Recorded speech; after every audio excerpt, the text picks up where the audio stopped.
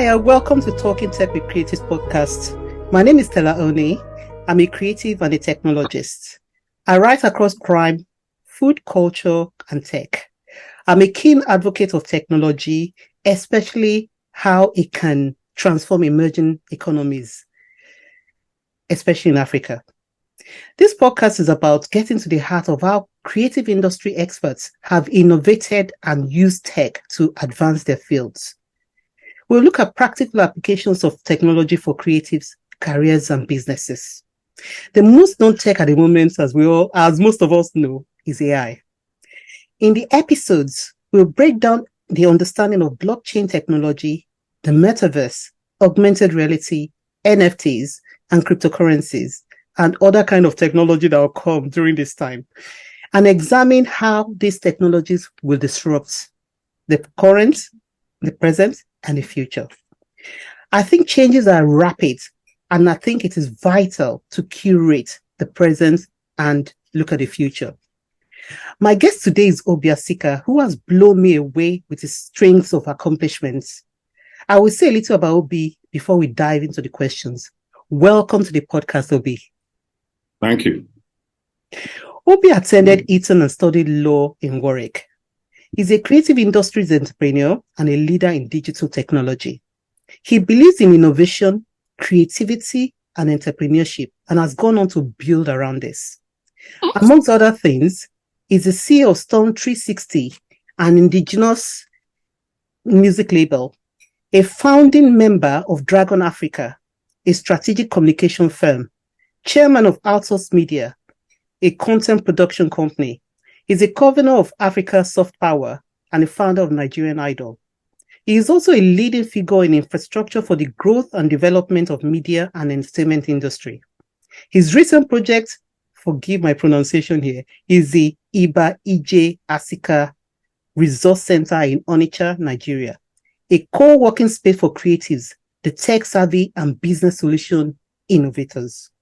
Hi, Obi. I'm quite excited to speak to you. Can you tell me about what sparked your early interest in the creative industries? Just wanted to get that first.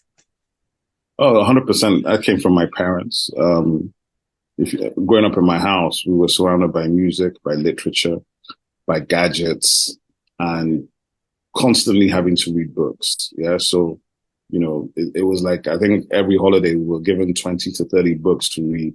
So you get lost in the books and lost in your imagination. But it wasn't just to read the books. You had to come back and discuss the books with my dad and sort of break it down and say, so what do you think about this? What do you think about that? So we just ended up all loving reading, So both of my sisters ended up working in journalism and as writers and as, also as content producers and bloggers and editors and authors. So yeah, it really comes from the home. So the early stages. I want you to tell me, because I know your parents were highly accomplished in their own rights. Please tell us a little bit about them. Well, my parents were, they did many different things, but I think they met in university. They were both academic scholars from Africa in the early 60s going into America. My mother did her undergraduate degree in America at an Ivy League college called Mills College, where she was an academic scholar. Academic scholar for undergraduate, academic scholar for her master's. I believe when she did her master's in 1964 in library science and computer science, she must be one of the first Black women in the world to have done that. So she was an academic all her life, and she married my dad in 65 in LA, came back to Nigeria in 66. Her father, who had met them in LA, said that marriage didn't count. So you have to come and do it again. Yeah. So they ended up in Nigeria in 1965. I think she got a job first as a registrar, assistant junior registrar at university, where my father had left from in 1961 my father's economics prize man, he got in 1961 as a Rockefeller Foundation scholar. I think he basically had offers from everywhere in the world, but he went to Los Angeles because there's a gentleman called James Coleman who was the number one professor on African political sciences, and my father was an economist and political scientist, and he felt he wanted to work with him. So he went to look for him, and he went to UCLA, I was told by Dad that I think you went to UCLA for the girls and the rock and roll in 1961. I'm not convinced And it was for academia. but he met your mom. Yeah, he See, had there good you go. taste, right? You know? He met my mom. He met my mom. He met my mom. There's no doubt about it. And they were a unique couple. Quite very progressive. Very progressive, quite left wing. My mother was playing drums, for a girl band, reading news on TV for the Black Nationals, were the precursors of the Black Panthers. It sounds exciting. They sound exciting. Yeah. There's a movie in that story. She was swimming for the college team, which is very rare for a Black girl. Wow. Yeah, my dad was an academic scholar. He was actually married to a white American lady and then got divorced. That didn't work out. Then he met my mom, and that worked out. And and they stayed married for like, I don't know, how long did they last? I mean, my father passed 19 years ago, 2004. And my mother passed in 2015. So, but, they were together from 64 to 2004. Wow. So yeah, wow, incredible. That is exciting. And there's definitely a story there, a story to write. There's a lot of stories. And my father was extremely, what's the word? He was controversial in the sense that he arrived in Nigeria in the midst of the drama. He arrived in Nigeria, and 3 months later, there's a coup, first coup, and that coup changed everything. He stayed in Ibadan. What year was this? He arrived in Nigeria in November 65. The coup was in January 66. Wow. And then the war. The war was a year later. But you see what happens is, my parents, like I said, my parents are different. So my father did not believe in the approach of Biafra, even though he's from the East. So a lot of the university academics, his colleagues, were in Ibadan, and they were pushing Ojukwu to succeed because after the first coup, and Ojukwu's gone to the East as military governor, there's a lot of tension going on, and there's people aiming for repercussions, and it doesn't happen. A lot of politics going on, and he's just come back to Nigeria, and he's just telling his friends that, look, war can't pay us, right? It can't pay us. We're landlocked. We don't have the strategic this and that, because he's a political scientist. He's looking at it. He's not emotional about it. He's purely rational. But emotion is a funny thing, and there was a lot of emotion. There's a lot of bad feeling, especially after the second coup, which was like a retaliation. And then there were troubles. There were pogroms in the north. Millions of Igbos had to evacuate the north and eventually the west and head to the east because they didn't feel safe, and the army couldn't protect them. So while this was happening, and a lot of the Igbo lecturers in Ibadan moved to Nsukka, and they were moving to Nsukka. They're moving to the east. And they were supporting Ojukwu, and they were giving intellectual support, all that sort of thing. Whereas my dad was like, this is not his idea of what his country should be. My father's PhD was around South African liberation. So he took my mother and he went off to Lusaka in Zambia, which was the ANC head office, right? Yeah. So he was in Lusaka for a year, but he got my mother a job. My mother got a job at the University of Dar es Salaam in Tanzania. And she was there. They were there from June 66 to June 67. In this time, Nigeria is basically kind of falling apart. Wow. Heading towards war. By July 67, my dad is like, I feel like war's about to break out. Right? And he's telling my mother, I can't stay outside anymore, which is so weird. Everybody was trying to get out of Nigeria. And he wants to go back. Yeah, he's like, look, I have to go back, but I have to do something to help my people because this thing is going to go bad for us, right? So that's his energy, but he doesn't know anybody in government. He doesn't know the soldiers. He doesn't know anybody. So he calls University of Ibadan. The vice chancellor says, look, he's on sabbatical, right? Can I come back? The vice chancellor's like thinking he's mad. Are you sure? There's hardly any Igbo people in town. I'm not sure how safe it is. He's like, look, if I can stay on campus, am I safe? He goes, yeah, you're safe. So he comes back, July 67, August 67, he comes back. The war has just started. And he comes back to Ibadan. And at this time, the federal government has split Nigeria into 12 states from the regions. Yeah. And part of the reasons for the split was to disable the eastern region, which was trying to split off into Biafra. Mm-hmm. Now, you know, always this energy in Nigeria of the power, not the power grab, the power sort of mix. Struggle, yeah. So what happens is in every state in Nigeria, you'll meet people who tell you they're minorities in their states. And they have never been governor, they've never been senator. And it's the same thing as you go up to the national level. So in the eastern region, the minorities in the eastern region were more than happy to get 2 states. So we've got our own states. So you know, the southeastern states and River State was created. You know, the Igbos, of course, were dominating the eastern region. And some of these things, you know, it's political. That's why till today, the East still has the least amount of states. It only has 5 states. And the other regions have more states, which the East is not happy about. So it's all political. Well, it's political, and it's also consequences of actions you take, right? So anyway, my father came back in 1967, and he was in Ibadan. And at the time, Gowon is the head of state, and they're trying to find an Igbo person to come and be head of East Central State, which is the state that is today. The 5 Igbo states are from that state, right? So my father was the first administrator, and Obasanjo was the GOC in Ibadan, and he asked Professor Ejie, who was an eminent historian, and later became Under-Secretary General at the United Nations, whether there was any Igbo people left in Ibadan. Ejie said, yeah, there's this madman called Asika. who's still here, and he's a Nigerian, he's a bit of a Marxist. You should come and have a chat with him. So I think Obasanjo came and saw my dad. They got drunk for a couple of days. Yeah, for real. They got drunk for a couple of days, and Obasanjo became convinced that he needs to bring this man to Gowon's attention. And as the story goes, the first time they got to see Gowon, they were 30 minutes late because Obasanjo had a flat tire. You know, they were driving from Ibadan. I think Obasanjo had a Volkswagen. And of course, there was no mobile phone. No, mobile phones. I'm joking. We didn't even get mobile phones in Nigeria in 2002. This is 67. My God. Not only was there no mobile phone, I mean, there was nothing. Nothing. It was a flat tire on Ikorodu Road. Yeah. You know, so we're 30 minutes late. And my father always laughs that Obasanjo was freaking out because he's a soldier.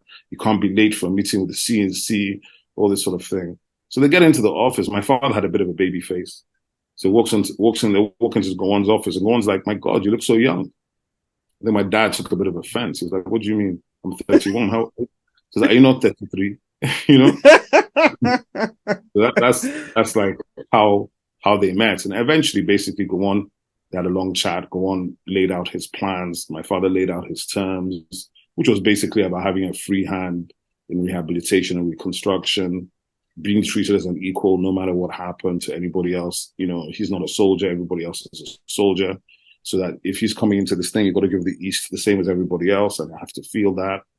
And the no victor, no vanquished of that thing is by my father. It's the philosophy of which they were supposed to do the war. But you know, war is never as simple as the things you say, but also about the things you do.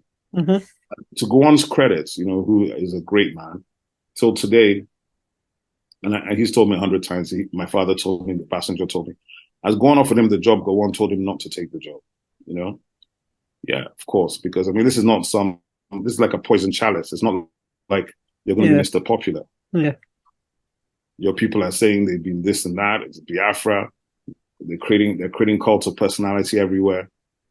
But, you know, my father's a lot braver than me. And, he stood up. He stood up for the people. The people till today may not even really understand it. But so that's my dad. That's my mom. It sounds big. Oh my God. That's like I said, you have to sit down somehow and get a story out there. And it's so much, definitely. Yeah, for those who know, they know. I mean, if you understand, what I'll tell you is this. In 1966, the Eastern region, I think, was ranked in the top 5 emerging economies in the world. 1970. Really? Yeah. By 1970, everything had basically been destroyed by war. By 1974, which is my father's period, 70 to 75, the East is basically number 1 in Nigeria in education and in development and sports and culture. And so a lot of the stuff that I've done comes from that because I talk about Nigerian soft power all the time. My father's like, okay, the war's over, no victor, no vanquished. What did he do? He activated Enugu Rangers. Yeah. In the greatest football club in Nigerian history to Oh lift the yeah, I people. remember them. Mm-hmm. Yeah, they're still there to lift Yeah. the people. So Enugu Range is lifting the people, the music lifting the people, the East Central State Art Troupe. He brought Fela. Fela played in Government House in Enugu. So these things are, yeah, it's in my DNA. Let me put Yeah, it like because funny enough, you actually answered my question that I was going to ask about what spurred you to champion the Nigerian culture in the creative industry and your influences and your driving force. But I think you kind of like partially answered my question because, yeah, of course, it's I was your dad. Your I was dad. You were born to do born that. into it. Yes. Yeah, my Mm-hmm. dad and my mother is the heavy anthropological scholar, Mm-hmm. collected everything.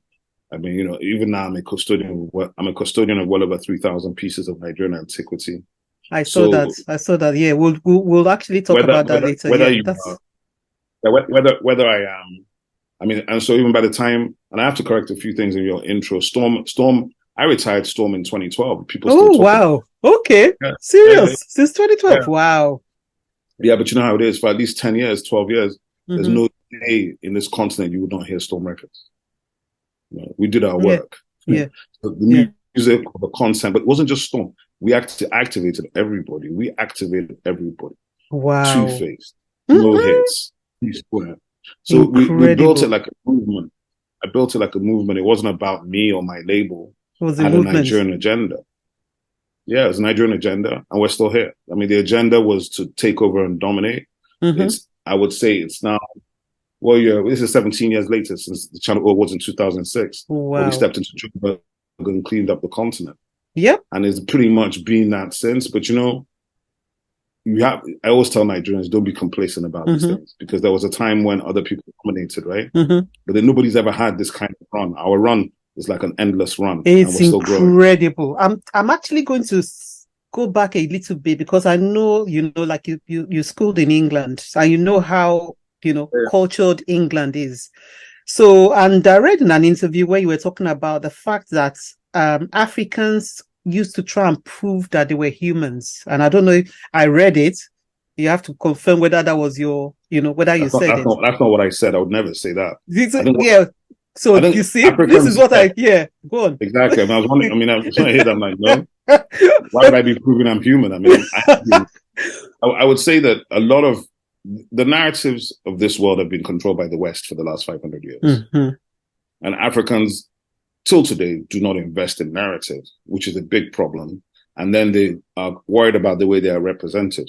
And I will say this is a lack of intelligence, because narrative is what defines you, right?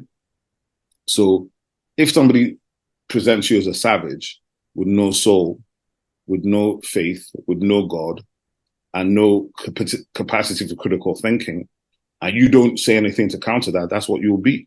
Yeah. And that is part of the problem the black man has had for the last 500 years, because that was the caricature that was presented.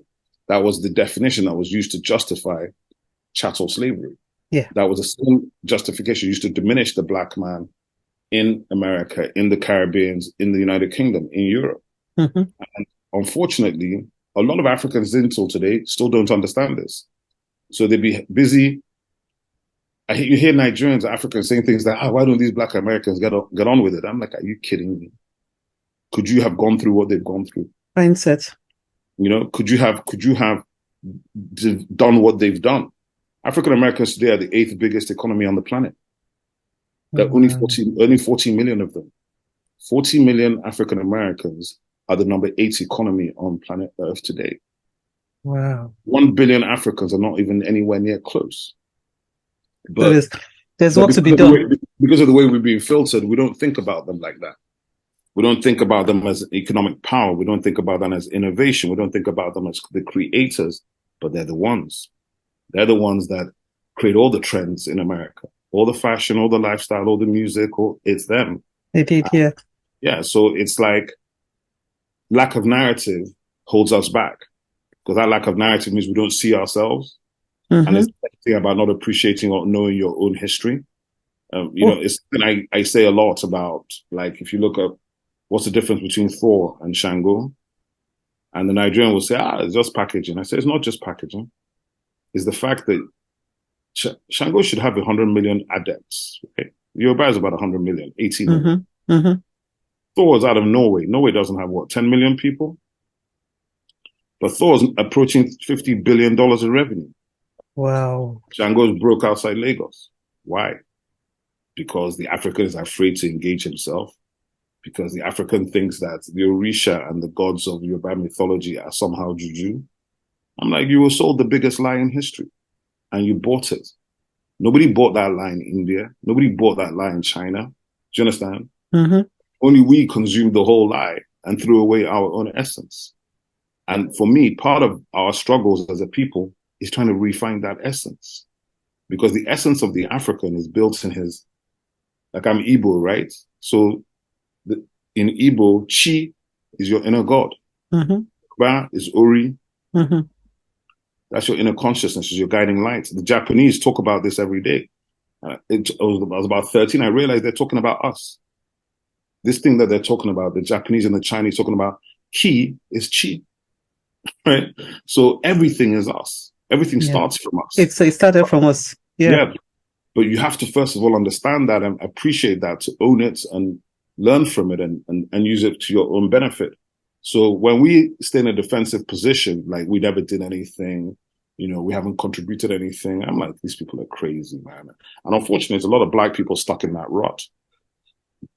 So the question, just moving into the resource center, just tell us a little, because I know that it's the first official Google Art location in Nigeria.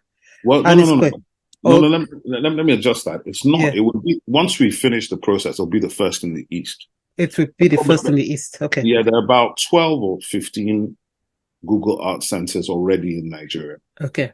When I say they're not Google Art Centers, they're locations or places that Google Arts and Culture, which is an aspect of Google, recognizes official locations, right? Mm-hmm. Now, Google Arts and Culture, if you check them out on their website, I was happy that in 2017, I introduced a brother of mine to Google, who was he is the Director General of the Nigerian Tourism Development Authority. Mm-hmm. He partnered with them, and Google have, on that site, Google have something like 7,000 museums around the world, over 200 countries represented, and he made sure Nigeria got represented. So Nigeria has incredible stuff on the site. Fantastic. And a lot of our cultural festivals, a lot of our cultural artifacts, incredible images and locations are on the site. Fantastic. So my place is a combination of things. Yeah, obviously I'm a creative. I come from a creative background, but I'm also tech. I'm a core member of the Nigerian Startup Act core group. I led Social Media Week Lagos, which is a new media conference for 10 years. We worked in the space. I'm like an ecosystem player. Yeah. So I've been building all these ecosystems. So I've talked about the convergence of media, entertainment, and technology for at least 10 years.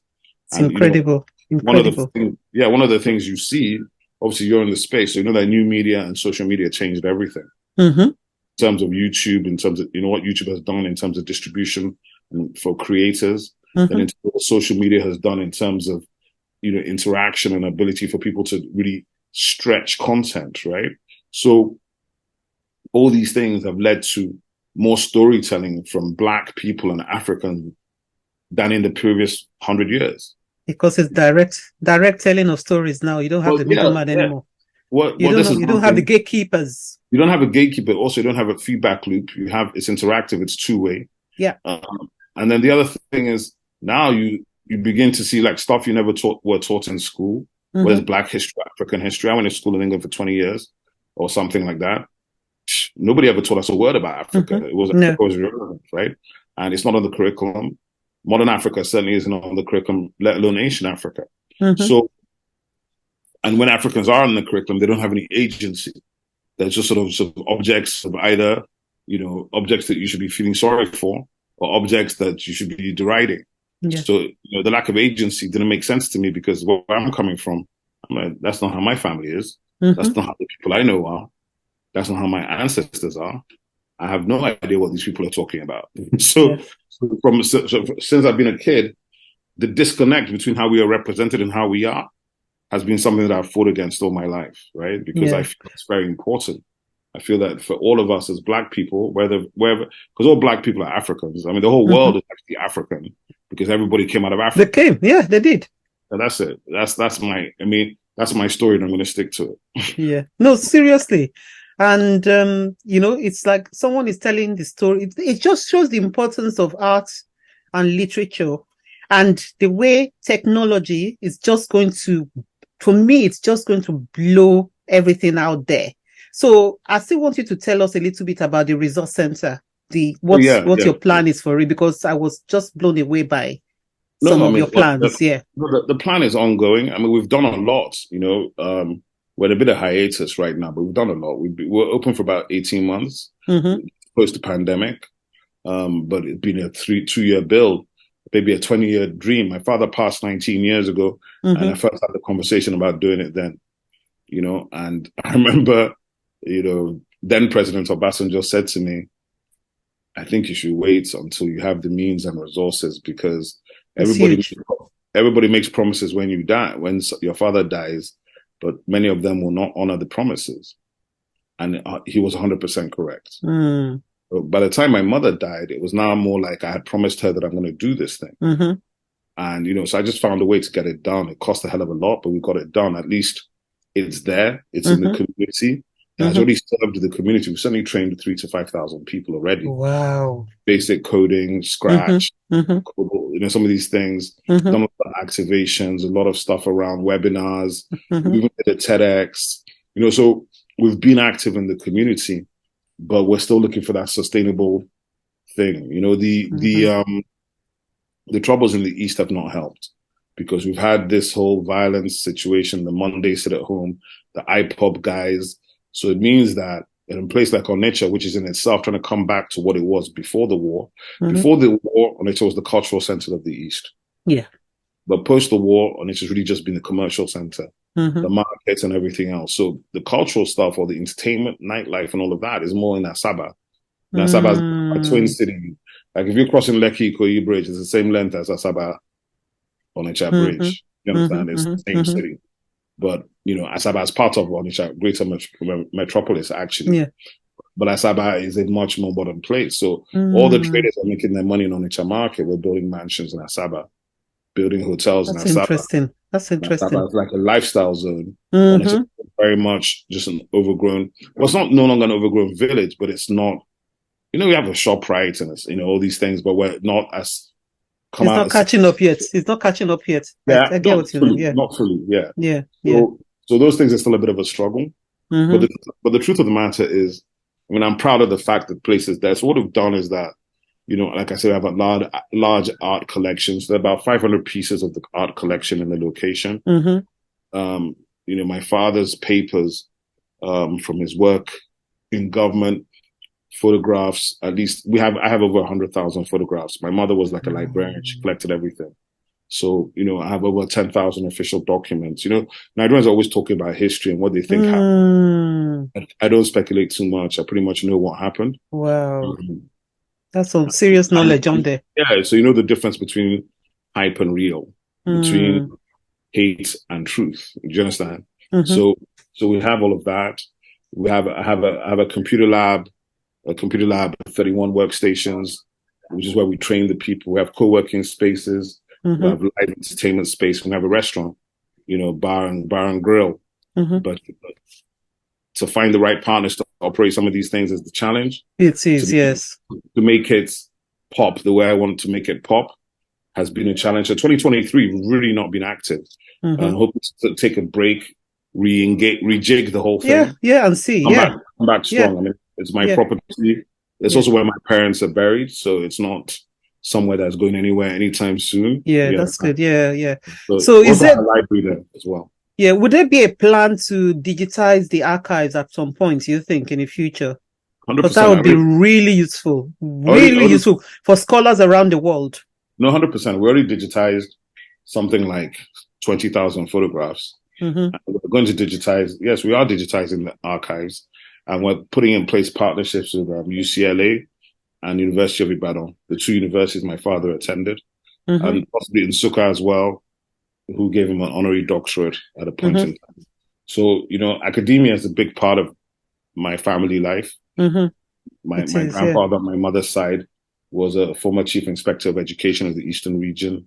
Wow. So Ford yeah, so it's Ford Foundation consultant in the 1950s, so, and also one of the people that wrote the curriculum for education in Nigeria from the 1940s. So education is like, that's why I said that. it's a Yeah, big my area. mother's Yeah. an academic scholar, so tough Yeah. for us, we had to try, even if you get 10 out of 10, you don't get a clap.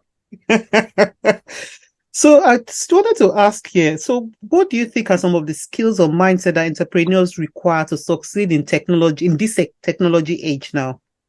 Well, I mean, I think the first thing is not to be afraid of the tech, right? A lot of people hear tech, they get scared of it. So don't be afraid of the tech.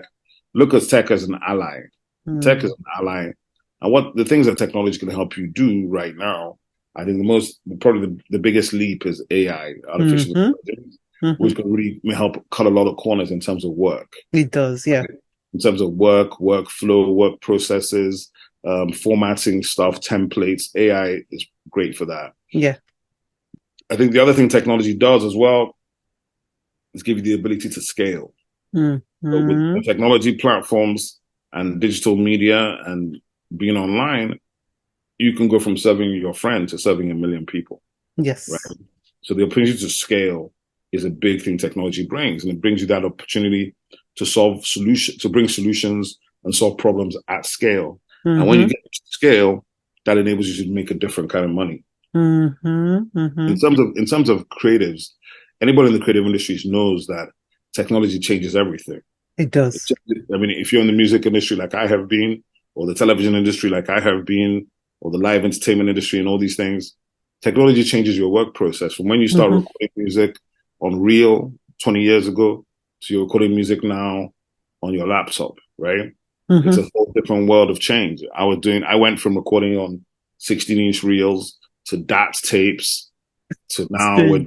now we're doing it on straight to the laptop, straight to the computer, and the mixing desk is computerized. All of that stuff was manual. Now it's all digital. So technology just means you have to keep abreast with it. Yeah. You should never be a slave to technology. Technology is a tool to be used. Yes. The human touch is always going to be critical to get the Mm-hmm. output that you want. Mm-hmm. So I wanted to ask a question about the challenges of adopting the technologies in emerging economies.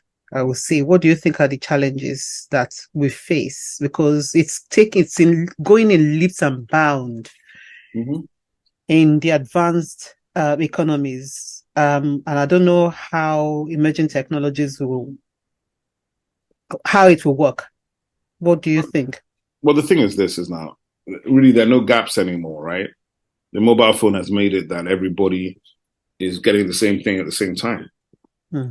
So what it is, I remember 10 years ago, 15 years ago, they used to say, well, Africa, that there's, that it's like the West would say that Africa was not online, right? Or that, Africa was lo-fi. Do you understand? Mm-hmm. And I would tell them, we're mobile first. We leapfrogged, right? Mm-hmm. We leapfrogged. We leapfrogged, so we're mobile first. And So having leapfrogged to that's be the mobile first, mm-hmm. having leapfrogged to be mobile first, we're now people who are ready to do what we need to do. So if you come to a place like Nigeria, go to Kenya. In Kenya, they created M-Pesa. So yes, they had technical partners with Huawei and Vodafone and Vodacom, but they were fixing to fix a need they needed in Kenya. Mm-hmm. Nigeria people have tried to do mobile money, but the reason it hasn't really worked is because the Nigerians, from when we first started getting scratch cards 20 years ago, the Nigerians were basically already reinventing the process. So a Nigerian would get a scratch card. His cousin or nephew or grandmother or mother in the village is asking him for money. He would send her the scratch card. Yep. She would take the scratch card to the local vendor and discount it for cash. That's our old. We've Wow. been doing that since 2002. So by the time M-Pesa comes and things like that, mobile money comes in here, people are looking at you like, what are you talking about? We've created our own We way. created our own tunnel. We created our own tunnel. So, Nigerians are extremely innovative. Yes, we are. Absolutely. Yeah, and one of the things I tell the startup guys is that, we have a startup ecosystem here that is very, voluble, and then, how it is, Gen X, and, and they think they invented everything. And Oh, yeah.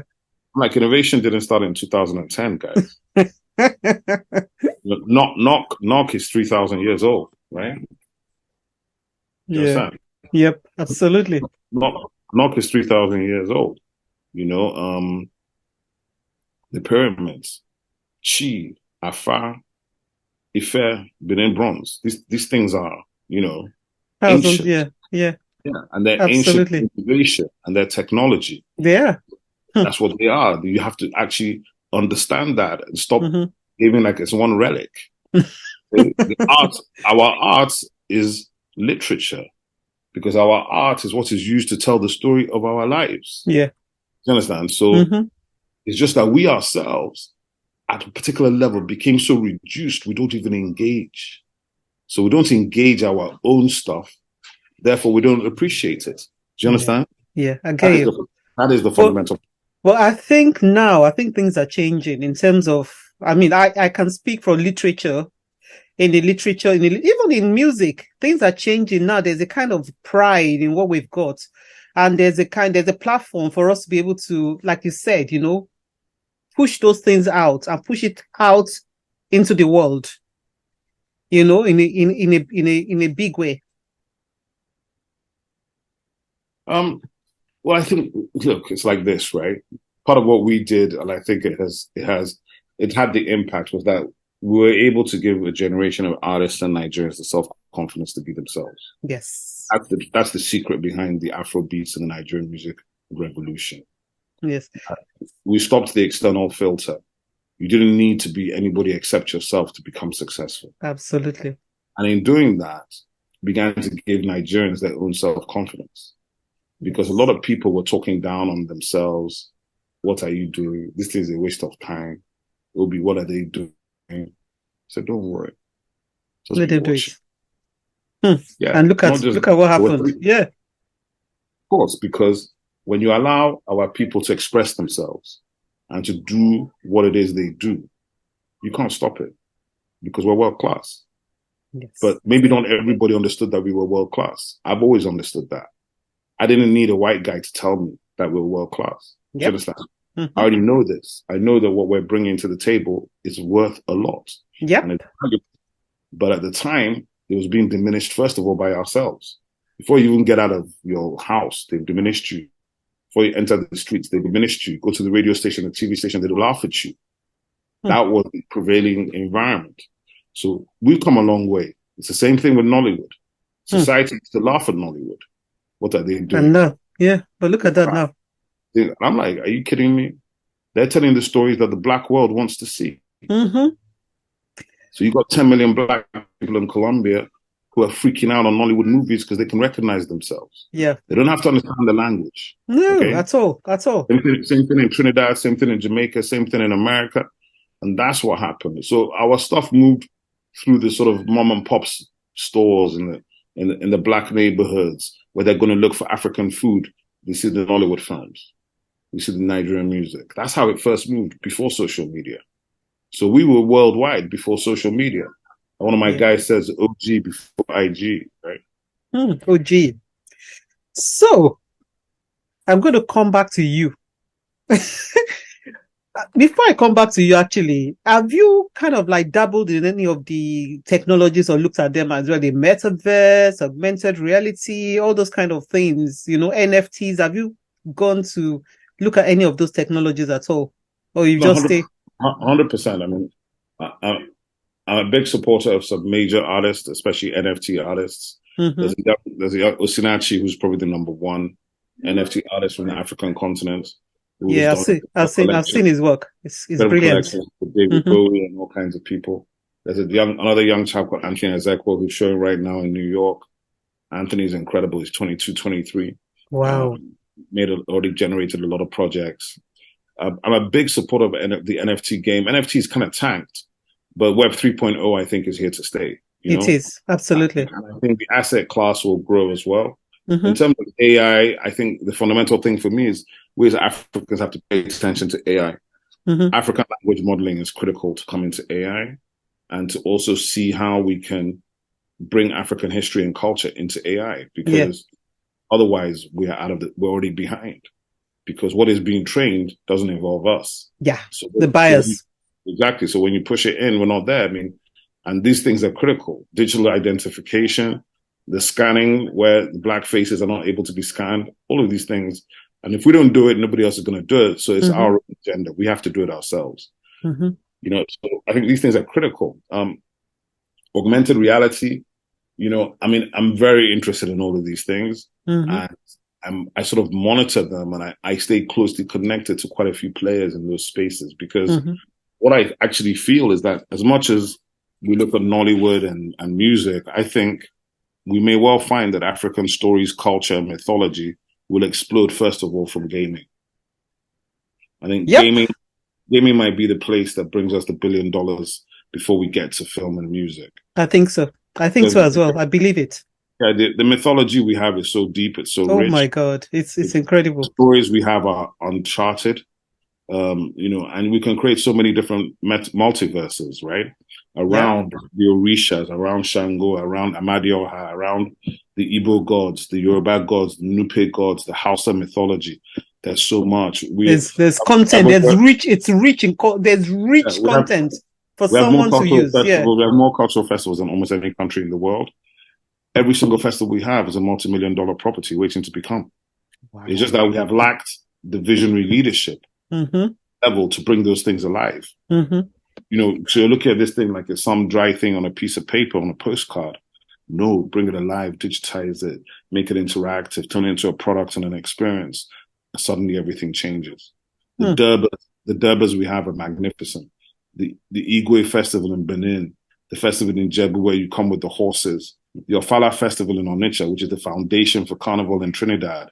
You have to bring. It's mind blowing. It's mind blowing. We have to own what we own, and stop acting like we're disinterested or it's not important, because those things are the things that define this world.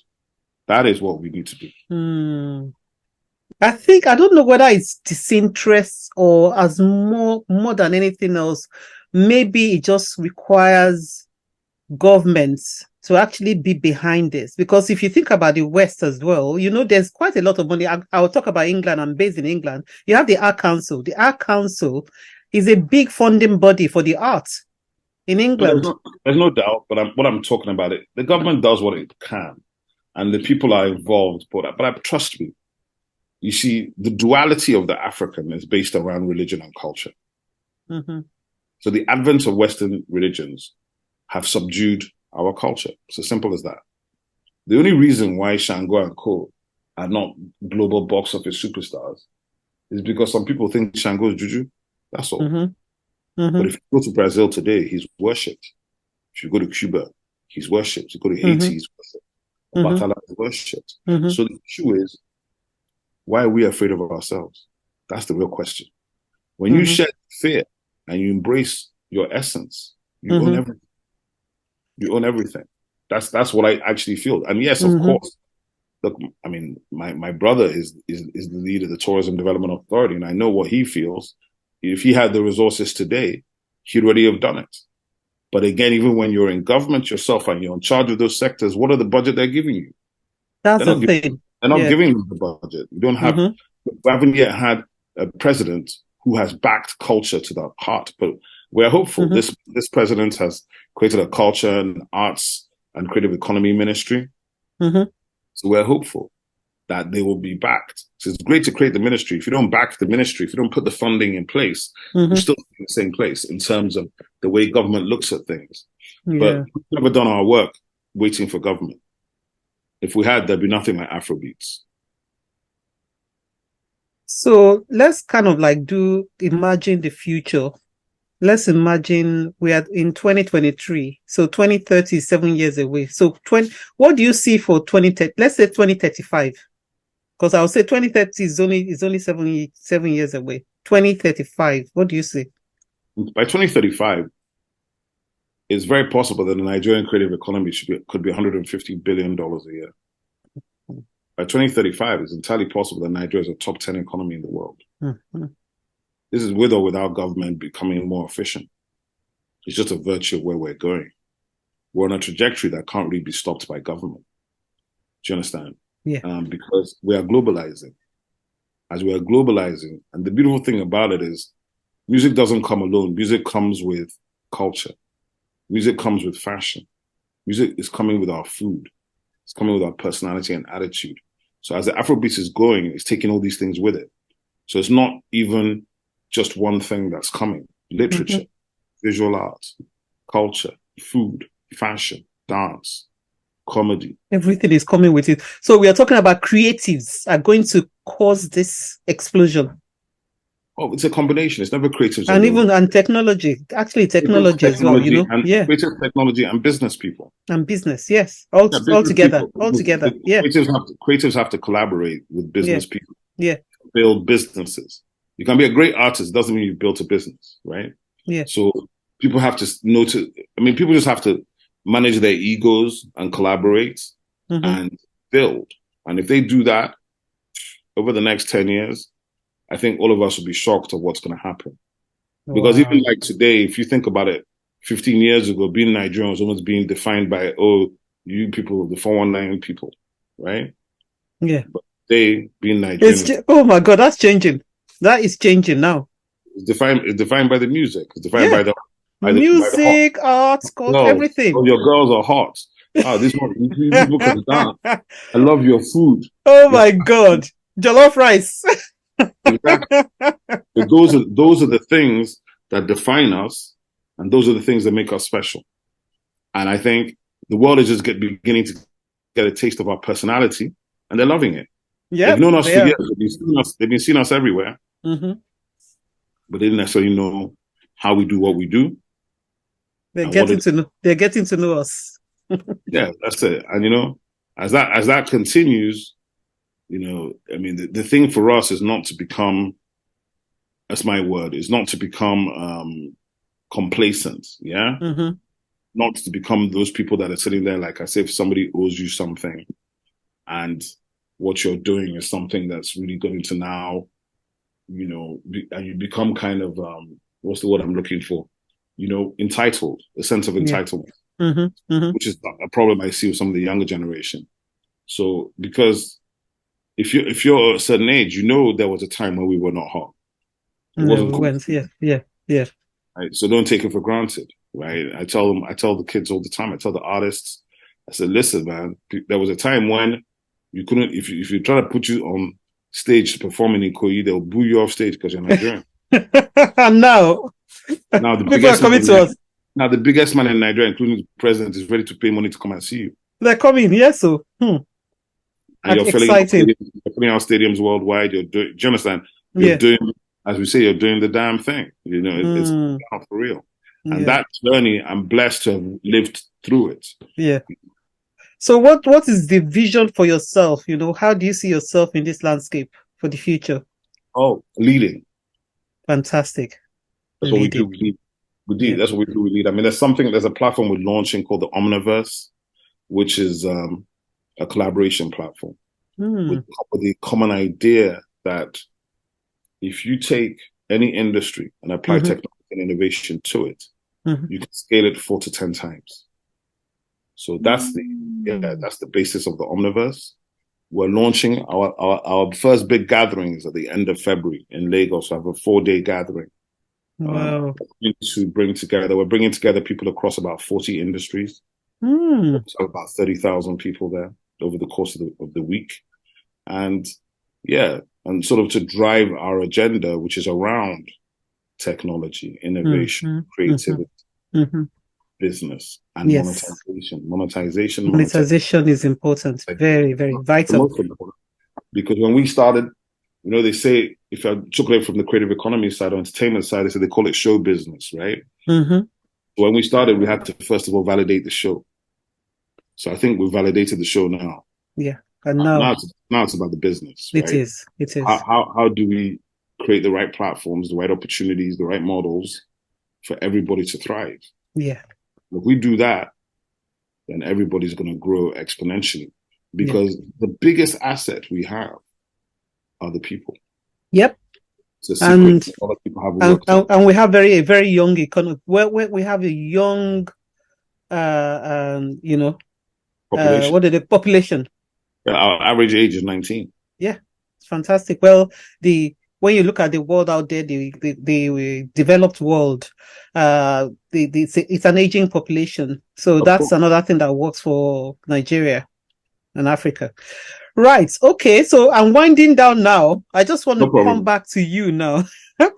So what are some of the biggest challenges or failures you have faced to overcome? Oh, I mean, I think failure is a constant thing, and failure just pushes you forward. Well, depending how you deal with it, when you fail, you can either sit back and be upset with yourself, right? Mm-hmm. You pivot and you learn and you try to grow. Mm-hmm. For me, when I failed and I failed enough, I just try not to talk about it too much. is it's try to take the positive lessons out of that situation, mm-hmm. right? And to move forward with that. The most important things I tell anybody is make sure that whoever you're working with, whoever your partners are, that you have the same actual desire. You have the same intention. Mm-hmm. Don't get into business with somebody who wants to be in the business because he wants to be in TV. Mm-hmm. He wants to be known in social media. So he's looking for the fly guy situation. You need the grit. You have to follow grit by. Well, no, you have to be ready for the guy. Everybody's gonna be ready to hustle. You're gonna be ready to work. Yeah. You just want to show up for the party. That's cool, but you can't be my partner. No way. We got work to do. Yeah. And then somebody who respects what you're doing, to understand that this thing we're doing is work. Because some people they watch a music video and they say, "Oh my God!" I said that music video that you're watching is 3 minutes. Mm-hmm. The pre-production was 6 weeks. Yes. The shoot itself is preparation. The shoot is 3 days. Mm-hmm. People working on the shoot is 70. The post-production is 3 weeks. That's a 10-week project. That's not fun for us that did it. No. You that are watching it, yeah, you're loving it. But there's work behind that. There's work behind that. And a whole army of people made this thing, right? So it's business, it's work. Respect the work. Understand it's work. It's like a lot of times I tell people, social media is deceptive. You see artists and what you see is they're jumping on planes, they're on PJs, they're hopping all over the place. You think, they're living the life. My brother, you don't want to live that life. It's hard. What they're doing is working. Yeah. They're going to fly 8 hours, get off a plane, go straight to rehearsal. From rehearsal, they're going to go to the radio station and do the promo.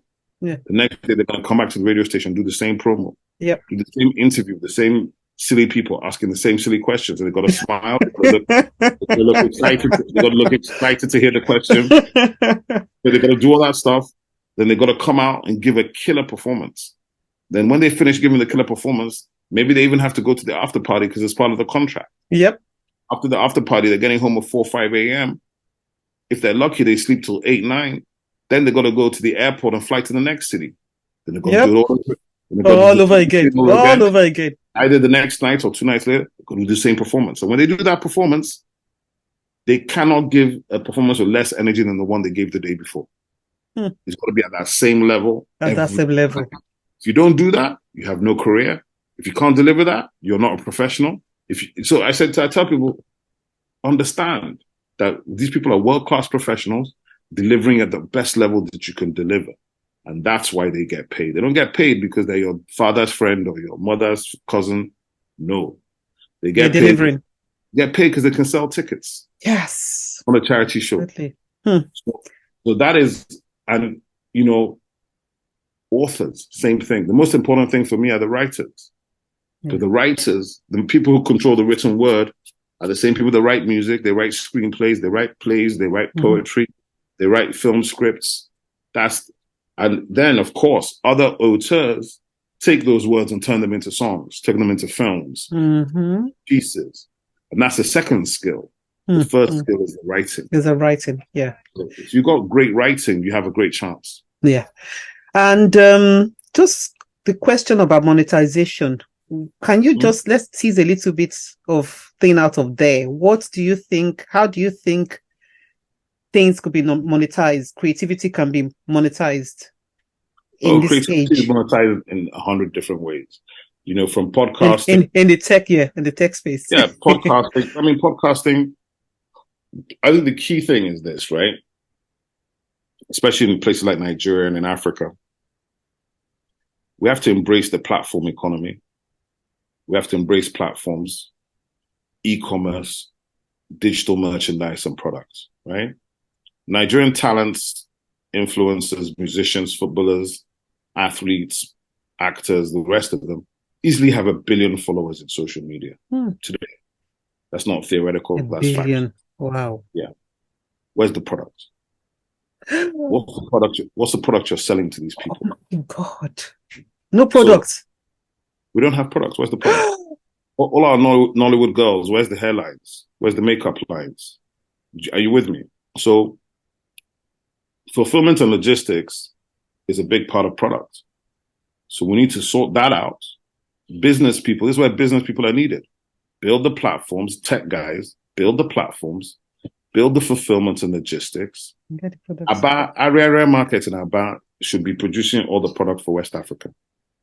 Because those guys, without anybody, they make 10,000 pairs of shoes a week. They make 10,000 pairs of boxes a week. They sell it in the whole of West Central Africa. Imagine if those 10,000 pairs of shoes were Burna Boy boots. They can sell it for an extra $50, $100 price. Of course, and people will buy it. I'll buy it. Well, they sell 1 million pieces a year. It's $100 million. Do you see what I'm saying?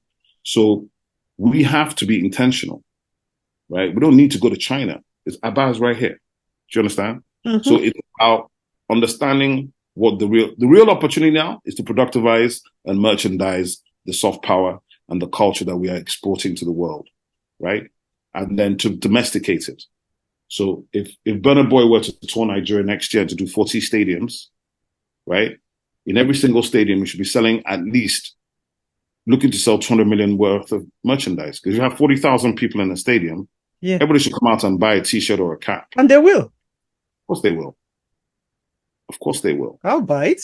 When the Pope came here 20 years ago, a friend of mine, it's a true story, a friend of mine who's a very successful Igbo businessman trader, he went to, the Pope was going to be preaching somewhere outside Onitsha. About 2 million people were expected to show up. Yeah, this is Nigeria now. Logistics is a nightmare, but these people are coming out. It's the Pope, right? You know what this man did? Mm-hmm. He went and put down money and took about, he told me himself, like about 20 water tankers, right? Put them there by the side of water tankers. Yeah, put them there by the side of this thing. I started creating pure water sachets. And he said he sold everything he produced. Just water. Just water. Because people be thirsty. Of course, 2 million people are there praying to God, but they didn't remember to bring water. That's monetization. You understand? That's monetization. That's business. You asked the question, I gave you the answer. Oh, that's a beautiful answer. I love that. So, finally, you have a lot going on. How do you manage work-life balance as an entrepreneur? Apparently, I don't manage it very well. If you ask my wife, if I ask my wife or my family, I don't manage it very well. I'm trying to do better. Okay. But I am one of these people. I'm very consumed. So it's not. And I'm blessed also because I don't see my work as work. I just do it, right? So I'm not sitting here going, oh my God, I've got work to do. I just do what I do. Yeah. But yeah, that's what it is. I'm trying to get better. I'm sure she'll appreciate that. If you hold it to that.